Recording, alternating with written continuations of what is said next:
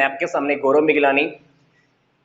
Journal entries का हमारा ये वीडियो नंबर 4 है। इससे पहले की 3 वीडियोस के अंदर हमने ये देखा है कि जर्नल क्या होता है, उसके फीचर्स क्या हैं, जर्नल में एंट्री कैसे होती है, जर्नल का फॉर्मेट क्या है। सिंपल एंट्रीज को हमने रिकॉर्ड करना सीखा है, फिर हमने सीखा है कि कंपाउंड एंट्रीज को हम कैसे रिकॉर्ड करते हैं। अब इस एंट्री के अंदर हमको थोड़ी सी कॉम्प्लेक्सिटीज को बढ़ाना है, थोड़ी डिफरेंट टाइप की हमको एंट्रीज इसमें हम लेकर चल रहे हैं। तो पहली ट्रांजैक्शन हम देख लेते हैं। Paid to Mahesh 9600 and discount received 400।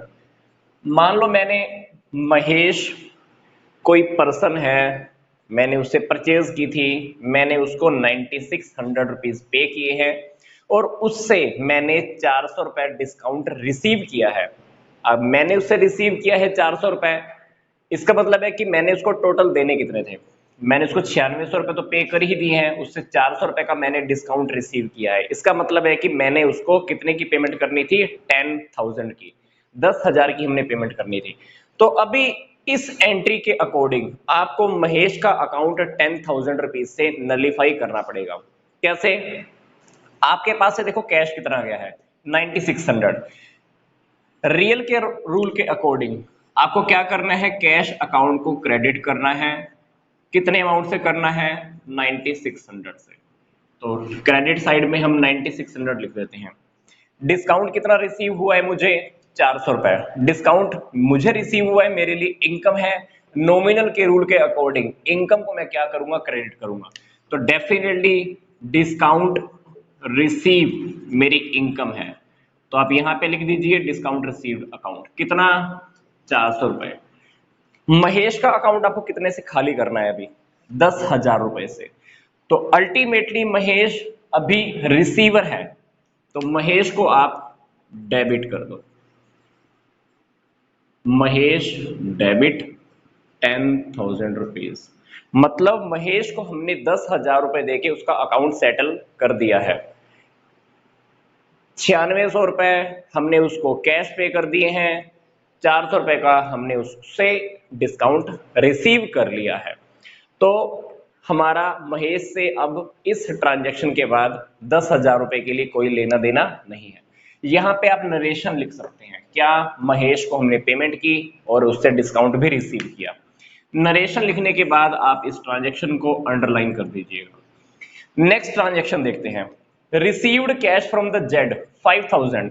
हमने जेड से 5,000 रुपए रिसीव किए हैं और उसको हमने डिस्काउंट अलाउ किया है, कितना, 1,000 रुपए। इसका मतलब ये है कि जेड को हमारे साथ कितने का लेना देना था, 6,000 का लेना देना था।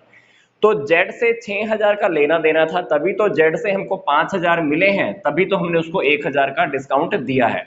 तो पहले तो ये देख लेते हैं कि हमको कैश कितना रिसीव हुआ है, 5,000। कैश रियल के रूल के अकॉर्डिंग हमको डेबिट करना है, तो जितना कैश आया है उसके आगे आप एंट्री में लिख देना कैश अकाउंट डेबिट 5,000 रुपए। इस एंट्री से आप ये देखिए आपको कितने का नुकसान हो रहा है, 1,000 रुपए, क्योंकि आपने जेड से कितने रुपए लेने थे, 6,000 लेने थे। 5,000 रुपए तो उसने कैश दे दिया है, 1,000 रुपए हमने उसको क्या दे दिया है, डिस्काउंट दे दिया है। ये जो डिस्काउंट है हमारे लिए लॉस है।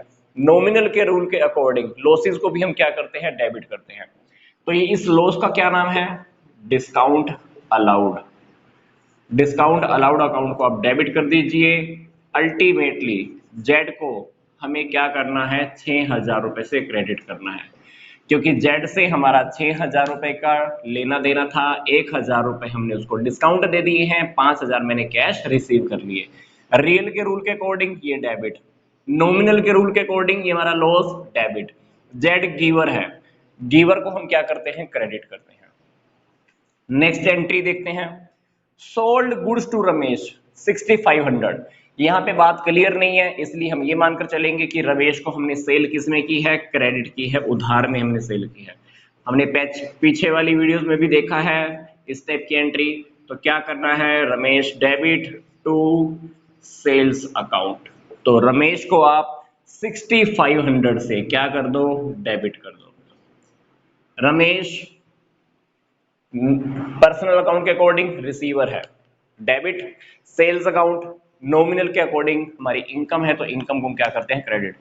नरेशन लिखकर हमको इस एंट्री को भी क्या क्या करना है, अंडरलाइन करना है और हमको बंद करना है। यहां पे आपको नरेशन लिखनी होती है। क्या लिखना है, being goods sold to Ramesh on credit, हमने रमेश को उधार में माल बेचा है, कितने का, 6500 का। इसके बाद बात आती है कि हमने रमेश से फुल सेटलमेंट में 6000 रुपए रिसीव किया है। फुल सेटलमेंट की बात आ गई है, देखो यहाँ पर ये तो बात अपने आप क्लियर हो जाती है। रमेश से हमने कितने की पेमेंट लेनी थी, 6500। फुल सेटलमेंट में हमको वो कितने रुपए दे रहा है, वो बोल रहा है कि 6500 रुपए देने हैं तुमको, तो वो 6000 रुपए देगी, कह रहा है कि मेरा अकाउंट सेटल करो। तो डेफिनेटली हमने उसको 500 रुपए का डिस्काउंट दिया है, क्योंकि हमने लेने कितने थे उससे, 6500, उसने दिए कितने हैं हमको, 6000। तो पहले ये देख लेते हैं कि कितने दिए हैं। कैश हमारे पास आ गया है, कितने का, 6000। हमने उसको डिस्काउंट दे दिया है, कितने का, 500 का। डिस्काउंट अकाउंट को भी आप डेबिट करो। ये एंट्री ऐसे ही है, इस एंट्री की तरफ। पार्टी कौन है हमारी, रमेश। रमेश पर्सनल के रूल के अकॉर्डिंग हमारा कौन है, गिवर। तो हमको यहां पर रमेश का अकाउंट 6500 से खत्म करना है। सिंपल सी ट्रांजैक्शन थी। कैश हमको रिसीव हो गया, रियल के रूल के अकॉर्डिंग डेबिट। डिस्काउंट नॉमिनल के रूल के अकॉर्डिंग लॉस है, डेबिट। रमेश पर्सनल के रूल के अकॉर्डिंग हमारा गिवर है, ये क्रेडिट। नरेशन में आप लिख सकते हैं, being amount received from the Ramesh 6000 in the full settlement on his account of 6500। तो आप इस ट्रांजैक्शन को ऐसे रिकॉर्ड कर सकते हैं। अब हम जो एंट्रीज देखने जा रहे हैं वो एंट्रीज हैं हमारी ट्रेड डिस्काउंट की और कैश डिस्काउंट की। बिल्कुल सिंपल एंट्रीज हैं, एक बार अच्छे से समझ लेंगे तो आप अच्छे से कर पाएंगे। ट्रेड डिस्काउंट और कैश डिस्काउंट क्या होता है, इसका लिंक मैं आपको इसी वीडियो के डिस्क्रिप्शन बॉक्स में दे रहा हूं, उसको आप अच्छे से देख लीजिएगा कि ट्रेड डिस्काउंट क्या होता है, कैश डिस्काउंट क्या होता है। तो अब हम बात करते हैं फिफ्थ एंट्री की। ट्रेड डिस्काउंट और कैश डिस्काउंट के अंदर सबसे पहली बात, अगर क्वेश्चन में अंदर एक ही ट्रांजैक्शन के अंदर आपको दोनों मिल जाए कि ट्रेड डिस्काउंट भी है, कैश डिस्काउंट भी है, तो सबसे पहले आपको क्या कट करना है, ट्रेड डिस्काउंट कट करना है। दूसरे नंबर पर आप उस ट्रांजैक्शन के ऊपर क्या अप्लाई करोगे, कैश डिस्काउंट अप्लाई करोगे। ट्रेड डिस्काउंट की कोई जर्नल एंट्री नहीं होती है, कैश डिस्काउंट की जर्नल एंट्री हमको करनी होती है। ये बातें मैंने आपको बेसिक टर्म्स ऑफ अकाउंटिंग की वीडियो में भी अच्छे से बताया है, जिसका लिंक आपका इसी डिस्क्रिप्शन बॉक्स में है, तो आप वो अच्छे से देख सकते हैं। अब सीधा हम एंट्रीज की बात करते हैं। Purchased goods from Vishal, list price 50,000 at 10% trade discount. हमने विशाल से गुड्स परचेज की हैं, ऐसा समझ लो कि उसका एमआरपी कितना है, 50,000 है। उसने 10% आपको ट्रेड डिस्काउंट दिया है। 10% ट्रेड डिस्काउंट का मतलब है कि 5,000 रुपए ट्रेड डिस्काउंट काटने के बाद वो गुड्स आपको कितने की पड़ी है, 45,000 की पड़ी है। अब उसने आपको 45,000 रुपए की गुड्स कितने में दी है, 50,000 की गुड्स उसने आपको कितने में दी है, 45,000 रुपए में दी है। ट्रेड डिस्काउंट दिया है, पहले तो हमको ये बात क्लियर होनी चाहिए। अब ट्रेड डिस्काउंट है तो मैंने आपको अभी बताया था कि ट्रेड डिस्काउंट की बुक्स में कोई एंट्री नहीं होगी, क्योंकि ट्रेड डिस्काउंट ना तो हमारे लिए कोई फायदा है ना सामने वाली पार्टी के लिए कोई नुकसान है, इसलिए हम ट्रेड डिस्काउंट की एंट्री नहीं करते हैं। ट्रेड डिस्काउंट के लिए हमको बार्गेनिंग नहीं करनी पड़ती, ट्रेड डिस्काउंट हमको बिना बोले अपने आप मिल जाता है।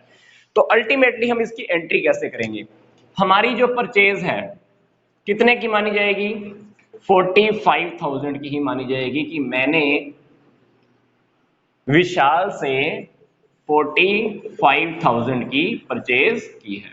तो आप यहां 45,000 की परचेज लिख दो। नरेशन के अंदर आप ये बात क्लियर कर लिख सकते हो, purchased goods of list price 50,000 at 10% trade discount.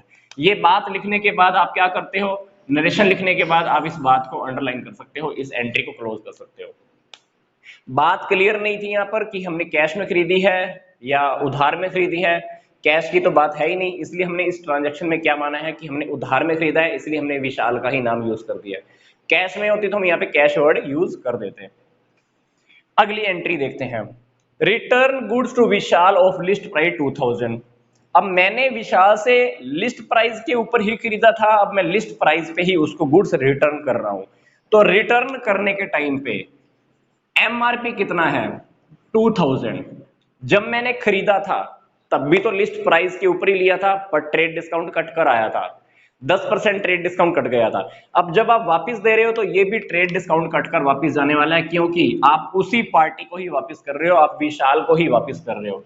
तो विशाल से 10% पे ही आया था, तो 10% अब आप काट के ही देने वाले हो। तो आपकी गुड्स रिटर्न कितने की होने वाली है 1800 रुपए की। तो परचेज रिटर्न की एंट्री आपकी 1800 रुपए से ही होने वाली है, क्योंकि हमने जब परचेज की है ट्रेड डिस्काउंट पे, वही गुड्स अगर अब हमको वापस करनी पड़ रही है तो हम उसको भी 10% ट्रेड डिस्काउंट काट के ही वापस करने वाले हैं। तो यहां पर देखते हैं परचेज रिटर्न की एंट्री क्या होगी।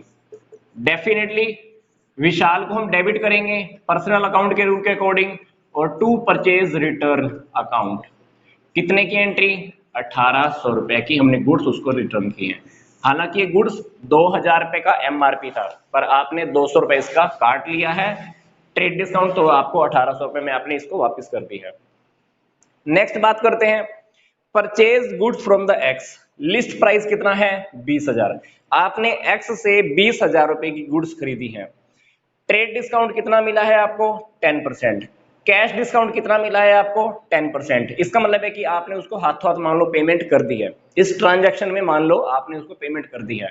मैंने आपको भी बताया था क्वेश्चन में, अगर ट्रेड डिस्काउंट और कैश डिस्काउंट दोनों एक साथ आ जाते हैं ट्रांजैक्शन में, तो सबसे पहले हमको क्या अप्लाई करना है ट्रेड डिस्काउंट काटना है, उसके बाद हमको क्या काटना है कैश डिस्काउंट काटना है। पर ट्रेड डिस्काउंट की एंट्री नहीं होगी, पर कैश डिस्काउंट की हमको एंट्री दिखानी पड़ेगी।